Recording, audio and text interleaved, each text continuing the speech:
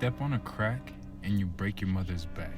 Fun game to play as a kid, or is it an overlooked life lesson? Stepping on a crack or you break your mother's back teaches us to be mindful and intentional with every single step that we take. You're walking around constantly looking for cracks, making sure the next step that you take is going to ensure that your mom is good and safe. And then the next one, and the next one, and the next one. But let you get mad at your mama. You looking for the nearest crack, and you're mindful and intentional with what you're doing with that step you take. So what is it?